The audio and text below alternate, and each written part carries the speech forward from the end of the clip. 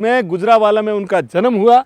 Partition के बाद India आए और 1966 में इंडियन आर्मी को ज्वाइन किया और सिक्किम में उनकी पोस्टिंग हुई 1968 में। और देखिए, एक बार वो घोड़ों के साथ रसद लेके जा रहे थे और उनका पांव फिसल गया 14,000 फीट से और नीचे गिरे खाई में, और बहती नदी थी और बहते नदी में वो पार हो गए। भारतीय सेना ने 3 दिन तक उनके लिए अभियान चलाया, वो मिले नहीं। सोचा अपने हाथ में नहीं आएंगे। उनका एक दोस्त था प्रीतम सिंह। रात को प्रीतम सिंह के सपने में आए बाबा हरभजन सिंह और बोला कि मेरी लाश वहाँ पड़ी और मेरी राइफल वहाँ पड़ी है। और वो सब सचेत रह गए कि ये क्या बात है कि सपने में बात आनी और ये सब चीज़ें, उनको विश्वास नहीं हुआ। थोड़े दिनों बाद वो आए बाबा प्रीतम सिंह के मेरी यहाँ पे समाधि और मंदिर बनाया जाए। तब सेना ने वहाँ पे समाधि और मंदिर बनाया। मंदिर बनाया तो देखते क्या है कि लोग वहाँ जो पानी लेके जाते थे ना, वो 21 दिन तक पीते थे, उसके बाद स्वस्थ हो गए।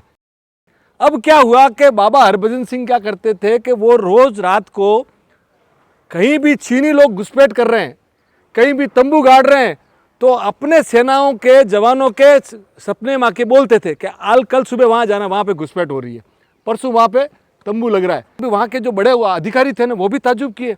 तब बोला कि भाई इनका अभी, इनको ये समझिए कि ड्यूटी पे है।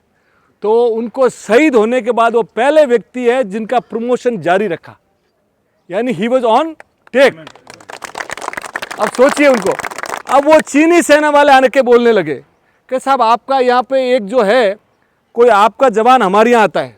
भाई हमारा जवान तो यहाँ बैठा है, आपका जवान क्या है? नहीं सर ऐसा ऐसा है। तो उन्होंने फोटो बताई, ये बोले हाँ ये सफ़ेद घोड़े पे आते हैं। बोले इनको तो शहीद हुए 20 साल हो गए। बोले क्या बात करते हो आप? बोले हमको विश्वास नहीं हो रहा है। तब उनको आज भी वहाँ पे भारतीय सेना और चीनी सेना की जब मीटिंग होती है ना, तो बाबा हरभजन सिंह के लिए नाथुला पे वहाँ पे कुर्सी रखी जाती है कि वो वहाँ पे विद्यमान है। और उनके मंदिर में बाकायदा एक रूम बनाया गया और 3 जवानों की पोस्टिंग की गई है। उनके कपड़े रोज़ इस्त्री होते हैं, रोज़ बूट उनके रखे जाते हैं और सुबह जब देखते हैं तो बूट कीचड़ से सने हुए होते हैं। और एक बार नहीं, दर्जनों गवाहियाँ।